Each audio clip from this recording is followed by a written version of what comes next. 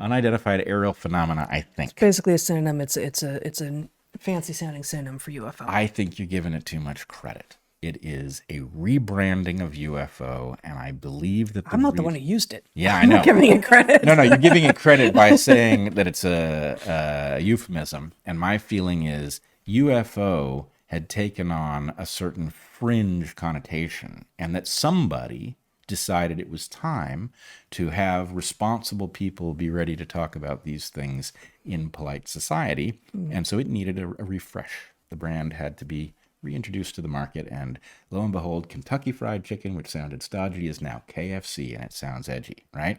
UAP sounds a whole lot more responsible than UFO, despite describing the same damn thing. That's what I think.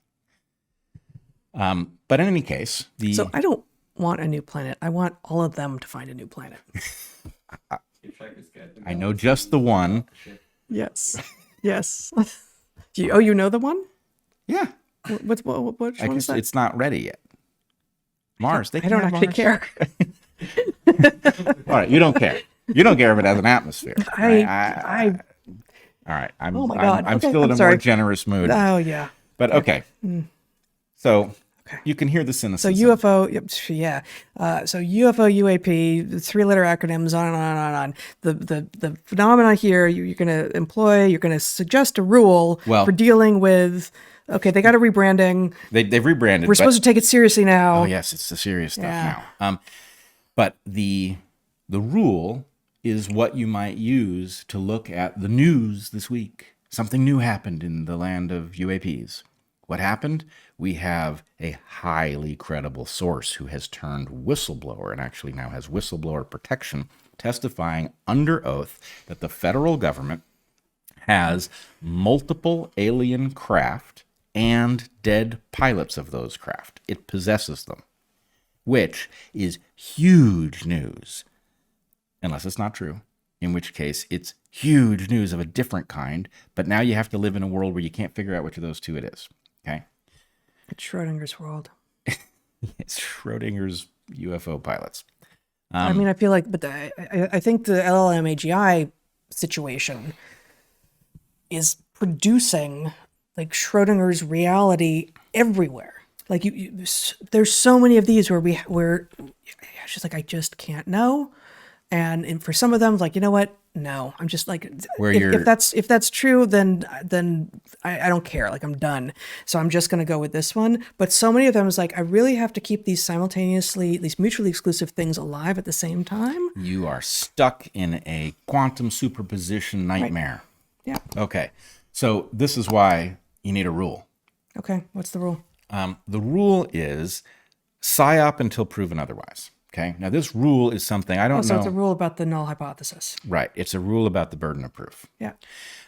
And this is either generated in concert with Jeremy Riss, who was a guest on DarkHorse, or maybe it's his, and because we introduced it into the podcast together, it doesn't really matter. Let's say it's Jeremy's, and he's due full credit for it.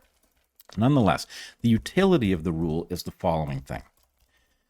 What we have are a lot of phenomena which are increasingly difficult to dismiss, right? A person with proper credentials turning whistleblower on programs that apparently house and attempt to reverse engineer alien aircraft and have in their possession multiple dead pilots, right? That's hard to ignore because what has to be true for that story to be garbage? Okay, a lot. On the other hand, the story is kind of hard to swallow without physical evidence that would at least make earthbound scientists stand up and take notice because it was not explicable by the material sciences that we are aware of, the biology that we are aware of, for example. And so the point is something like this. First of all, there's an awful lot of eyewitness accounts of very profound stuff happening in our skies, right? I don't know how much you've looked at it, but amazing things, right? Craft moving across space at incredible speeds, turning at rates that not only defy physics, but reason, right? Why? What do you mean? Why are the aliens flying like this? I mean, because they're teenage boys. I don't know. No. All right. I have a better hypothesis for this one. Okay. No, wait. You've no. been that alien. I know. Okay. But I haven't. These aliens are worse than I ever was. Okay. They're worse than I ever. Nothing to say to that. No, they are. Look, I can prove it. Okay. I can prove it. Okay. The aliens. Why are they turning that way? Right? Surely there's a better way to do it. What are you doing? Gentler, nicer, easier on the Okay, look, but forget it. Okay, you guys, you defend this. Maybe it's a rental. They've got a galactic collision damage waiver. Totally. Hell yeah. But no, I still have you right where I want you. Okay, great. Okay. On this planet without Okay. aliens. You say I was that guy at one point, a younger person. I'm just saying a lot. I was a tiny bit like How that many too. how many vehicles have I totaled? These aliens are totaling vehicles in Nevada like nobody's business, right? What? Look. They are? Yes, that's where the government got these warehouses full of alien crap. Always in Nevada. That's not always in Nevada, but there is a look. What, are they interested in the prostitutes? What's going on? I can steelman this. I learned well from my friend Jeremy Riss. Okay. The steelman of the argument that the preponderance of these things is, in places that, Americans might find entertaining has to do with the fact that nuclear tests were performed here first, and therefore the beacon that we sent into the universe that said that we are ready for punking by the aliens, which is apparently what they're doing, because let's put it this way, we've got now decades of observation. Again, right? See earlier comment about their teenage boys. They could be teenage boys punking us, but they're not good at driving, right? They have crashed a lot of these craft according to this new witness. Okay. So anyway, look, well, here's what I'm really telling you. Okay. We can do this all day long. Am I telling you there are no aliens? No. In fact, I'm telling you that everything I know as a biologist tells me that there most certainly are aliens. What I want to know The question is one of locale. Yes. Look, I could be wrong about that. Maybe we're the only life in the universe. And if we're not the only life, maybe no other intelligent life ever escapes the technology, the development of the technology necessary to get here. But if there are aliens, have we been visited, and are we being visited? Right. And I think, that part of this argument will be clear to almost all of our listeners, but let us just be very clear, right?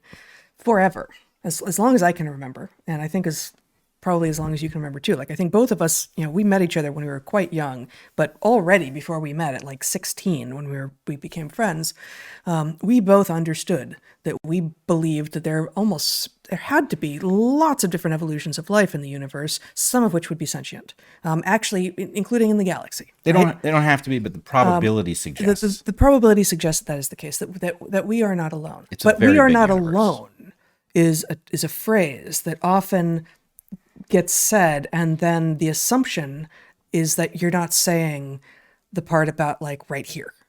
And the "we are not alone" conclusion never imagined that meant like everyone's here, because it's the scale, both space and time, of yes, the entire universe, but even just of our galaxy, that allows biologists in particular, but lots of other people, to say, you know what, almost certainly, yes, life has happened elsewhere, but it's not here. Well, we don't know. I'm open to it any day of the week that the aliens want to settle this. And here's the thing.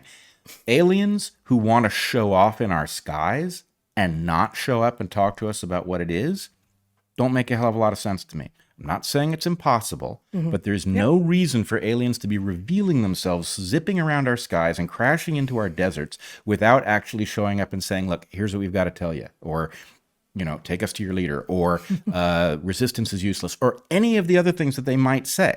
Right? So the point is, we've got anomalous aliens who are very interested in causing a problem for small numbers of people who have these encounters they can't shake, and other people who look at them like they're nuts. Why are the aliens doing that? If the aliens want to talk, let's talk. And if they don't want to talk, then the question is, are they really aliens, or are they something else? Right? Hence the rule. The null hypothesis is we are alone here. No, the null hypothesis is the observation in question, the report in question, the video in question is a PSYOP until proven otherwise. So the conclusion is the same, but your framing is specifically around what is that then? The rule is PSYOP until proven otherwise. Right. And again, my point is about the thing which you, whoever you are putting in front of me or whoever else. Mm-hmm. If your point is, how do you explain that? My answer is PSYOP until proven otherwise. Mm-hmm. The moment you show me something where PSYOP is not an obvious possibility, I'm all ears. I'm not saying that there aren't aliens who would be interested in us and come by. They might. Are they barred from doing so by physics? We don't know. We sort of think so, but, people who know better than I do think those rules may not be as absolute as we thought. Okay? I'm totally open to the possibility of aliens, but I'm sick and tired of... Be precise. Here. Yeah, I'm totally cool with the idea of aliens showing up here. And actually, I almost think it's one of the few things that might break us out of our terrible trajectory. So there's a part of me that's hopeful for it. Mm-hmm. But I'm sick of pixels. I'm sick of eyewitness reports of aircraft that do amazing things and make no noise, right? It's unlikely. Now, of course, the PSYOP can start introducing noise. Sure can. I mean, we saw what I think is a really garbagey version of this whole thing, where there was a 911 call from a family who had something crash in their backyard. There were aliens 8-10 feet tall. The police came. The police had caught the object falling out of the sky on a whatever you call it, a body cam, right? So, the story, like, superficially, it's like, whoa, the cops caught it on their cam, and these people are calling saying there are aliens standing around their backyard. They seem to have forgotten to film them. I don't know, maybe these people don't have cell phones. But they didn't catch it. They report that the aliens, when they, there was an alien hiding behind a forklift, and the young man... Was it a biped? That's the implication. Now, Sure. Nobody seems to have thought to draw a picture of what they saw, which I can't quite explain. Stretched out humanoid. Right. No doubt, because that's always what the aliens look like. Right. So, I don't know. Maybe their bow plan constraints are great enough that it's more limited than You know how I feel about that. Of course. But yeah. I'm open to us being wrong about any of this. I Sure. just want Yes. something that constitutes actual evidence where the most parsimonious explanation is not someone would like you to believe there are aliens, right? When that's the most parsimonious explanation, my point is, my guess is if there are aliens and they're coming here, I'm likely to miss them by 100 years, 1,000 years. Could be a while, right? The idea that we just happen to be here and, Trump and aliens are happening at the same time, right? It's like, okay, maybe you're just trying to get me excited. That's what you're doing. You're feeding me story after story that I can't resist thinking about because you don't want me thinking about, I don't know, corruption and Ukraine or something. Right? I don't know. But anyway, Trump, the rule... COVID, George Floyd, trans... It's a never... Ukraine, Right. aliens... It's a never-ending sequence of stories that makes us feel like this is the moment when it's all happening. And anyway... PSYOP until proven otherwise. And Good. I welcome that it is proven otherwise as soon as possible. But, really, you got I'd like to know. You got two entities that can do it. The aliens can do it any day they want to do it. And the government can let somebody into that warehouse, so we can talk about what technology it is or what materials it is that can't be explained as earthly in origin. And better still, the alien pilots. Because you're not talking about technology that we just don't know the government has. You're talking about biology. And the point is, actually, biologists might be able to look at that and say, earthly or not, right? Or biological or not. Yeah. Okay, so that's the setup. You need some rules that allow you to take care of your quantum superposition problem, and PSYOP until proven otherwise is the one to use for UAPs. And I would advise all sorts of people to use that rule, because I believe that to the extent that something wants us to believe the UAPs are really extraterrestrial in origin, it is especially interested in important people.